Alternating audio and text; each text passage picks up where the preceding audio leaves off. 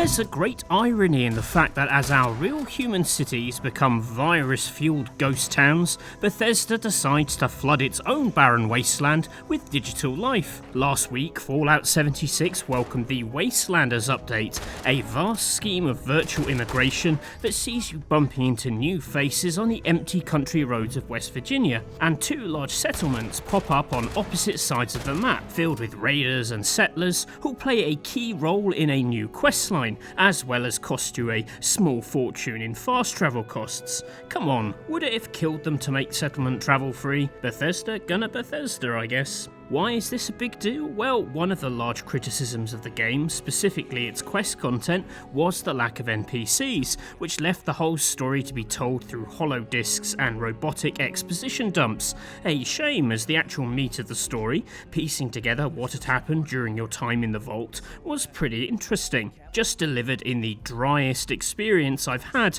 since I tried making a sandwich out of Ryvita and Weetabix. Yes, there was a mountain of other problems, the bugs, the overpriced cosmetics store, the endless fetch quests, but it was the lack of character that really drained the fun for me. I don't think for a second that adding NPCs would be a magic bullet that solved the game's problems, but it seemed like a big enough change to jump back in and see if Fallout 76 was easier to recommend. I realised that actually playing the game to form an opinion is not the trendy thing to do. There's an entire YouTube industry dedicated to slamming Fallout 76 regardless of what it actually does, but I'm not a trendy person, so what the hell. I've played it for the last couple of days with my unexceptional mid-level character, and here's how it went down. What are you... Shit. Jammed. Fine. But none of us are going anywhere till I get what I want. So just start talking and we can all go about it. I told you it was gonna... Wastelanders' story splits into two parts, a short introductory quest plonked on the doorstep of Vault 76, and that larger raider and settler tussle that kicks in at level 20. The earlier quest involves helping Duchess at the Wayward Bar and serves as the tutorial Fallout 76 has been crying out for, or at the very least a warmer welcome to the world. My defining memory of the base game is stepping out of Vault 76 and seeing a player called Coctimus Prime, a poetic moment that captured the inherent flaw of setting a game in a ghost world and then populating it with human idiots. I'm not sure what became of my old friend Coctimus Prime. I hope he found happiness, but that opening memory has been replaced with these fake human faces that give a better justification to do a bit of building and venture into a couple of simple dungeons. If you strip it down, it's the difference between a human telling you to go into a mine to get a thing and a computer screen telling you to go into a mine to get a thing, which is what used to happen. But psychologically, a few exchange words make a world of difference. It raises the emotional stakes, gives the fetching some vital context. It helps that the writing here and throughout Wastelands is quite fun and snappy, quickly introducing a colourful cast. You find Rara yet? You better not have bad news, or it be bad news for you. The raiders definitely win over the settlers here with a suave James Bond-alike and a rather sad ghoul with a death wish. I see this as an apology for the raider story in the base game, forcing us to work with the charisma black hole that is Rose. You'll also note the return of Fallout 3's full text lines, rather than the vague dialogue options of Fallout 4. Ultimately, it's so much more appealing than reading through terminal entries or trying to listen to important holotapes as enemies attack you. What's really neat, for starter characters anyway, is that NPCs are added to the existing questline too. My big concern was that once you switched from Wastelanders to the original storyline, there would be a huge drop in quality. Now, I definitely think the new Wastelanders quests are better, as I'll explain in a minute, but it's nice to see the tedious fetch quests of the base game given a lick of paint. It would have been very easy for Wastelanders to simply target existing fans. Yes, they do exist, but instead it feels like a proper overhaul. It's amazing to see one of you actually alive.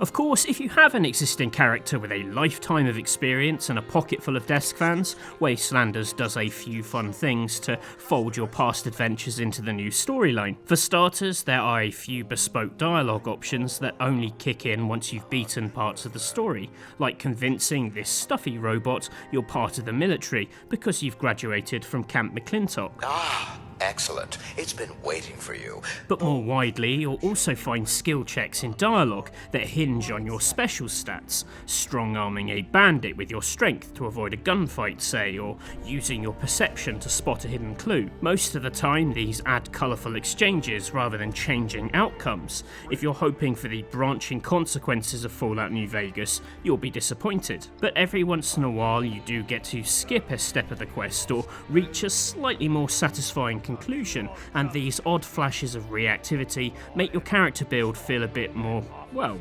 special. You'll also have more reason to experiment with the stat boosting chems, using them to pass dialogue checks your character would otherwise fail. I still don't think it's right to say that it feels like playing a full single-player Fallout game, but it's a big improvement over listening to Mr. Handy's rattle-out exposition. Higher-level players will also find the Wastelanders story flowing more smoothly. As well as needing to be level 20 to trigger the new questline, several new missions hinge on you having finished missions in the base game. In all likelihood, you'll tick these off on your way to level 20, so it's not a big hurdle, but I think it's neat seeing earlier actions getting pulled into the new story. It makes the whole game feel quite cohesive and not just a self-contained DLC dump.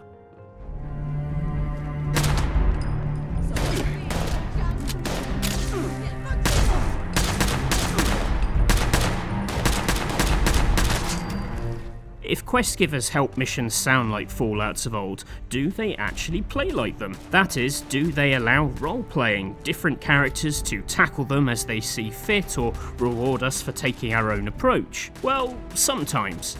Early on, you're given 2 potential routes into an enemy compound, and there's a bit of daft fun later on about which brain to insert into a robot, but consequences rarely extend beyond the mission in question. A choice might be reflected in a line of dialogue or a small cosmetic change, but you certainly won't be doing anything on the scale of nuking Megaton. Maybe it's an unfair expectation, but important distinction to point out. Wastelanders continues Fallout 76's weird obsession with passing endless exams to get official ID.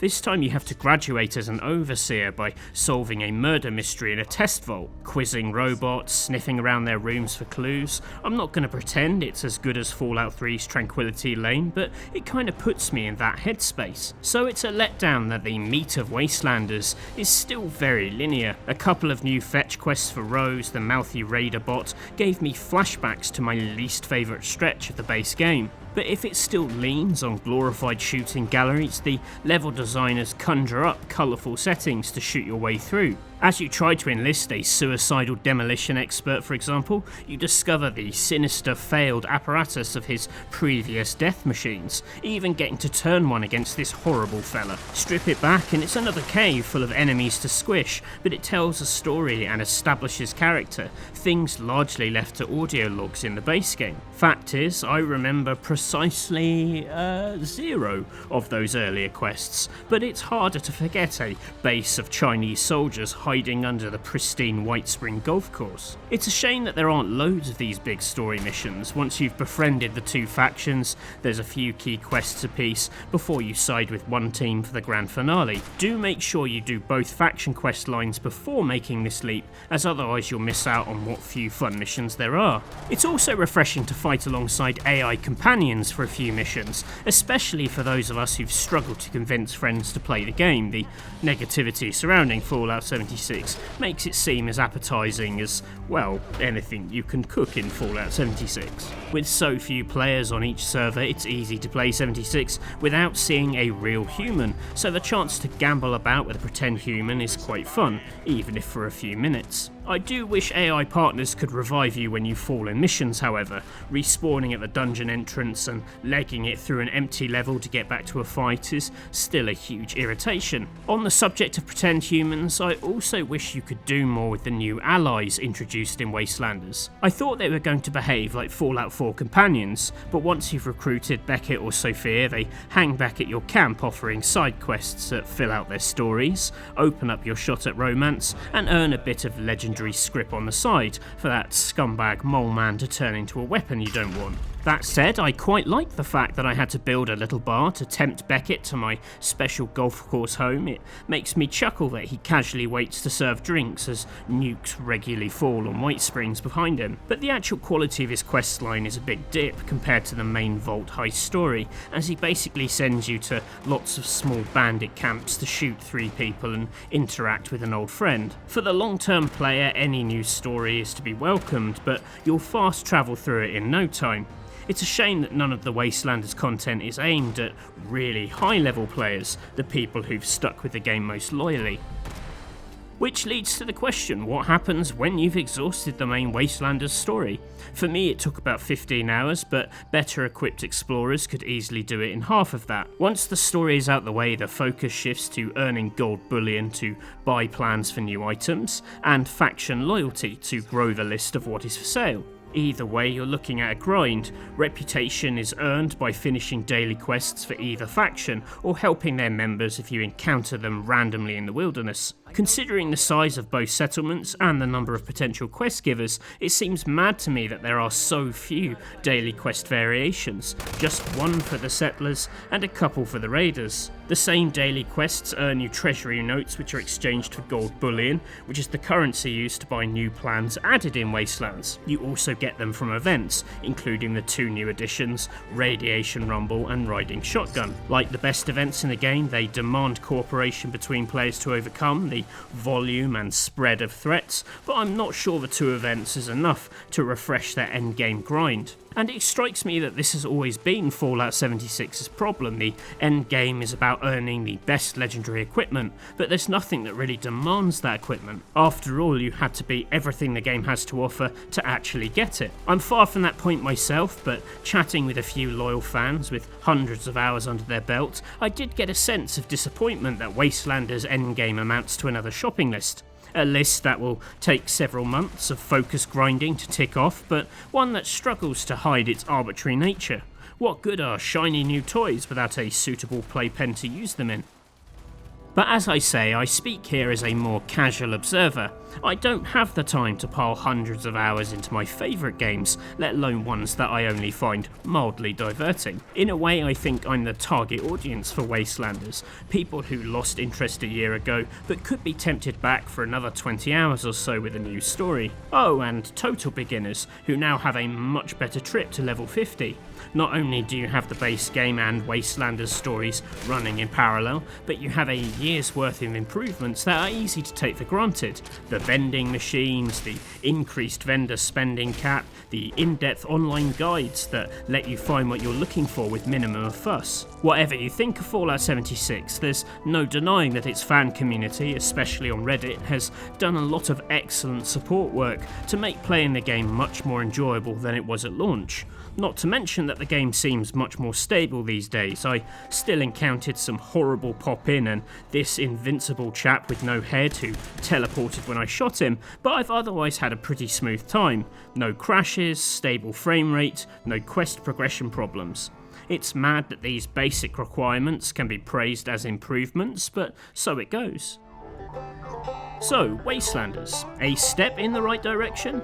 Depends what you want from it. I'm not sure that a very self-contained story is necessarily the big fix for an online-focused game. Once you've exhausted that story, Fallout 76 isn't massively changed. As nice as it is to find random NPCs shooting giant cockroaches in the head, that won't fill that post-story gulf in the long term. But if you're playing Fallout 76 as another traditional Fallout game, one that happens to have co-op elements, there's much more reason to jump in now. The world feels more dynamic, the quests more interactive, the story more engaging. You'll comfortably find 50 hours of adventuring here, even better if you can find a cheap version of the game for PC. At the time of writing, Amazon has one of the special editions of the game going for £20, which seems fair. At the very least, it'll probably keep you busy for the next few weeks of lockdown. Hell, it can't be any worse than having to live in one of Fallout's busted vaults, right? I hope you found this quick trip through Fallout 76 Wastelanders helpful. You can check out my review from launch for earlier thoughts on the world and its wider systems, and I did an old tips guide, which sort of holds up now. Some systems are changed, but the basics still make sense. I'm keen to hear your thoughts in the comments, especially if you have been playing the game for the last year. Does Wastelanders give the game a new lease of life for you, or are you still looking for that killer endgame? Either way, I'd be interested to hear from you. And if you did like this video, why not check out other rock, paper, shotgun reviews, or subscribe so you don't miss any in the future. Thanks for watching, and do stay safe. Bye for now.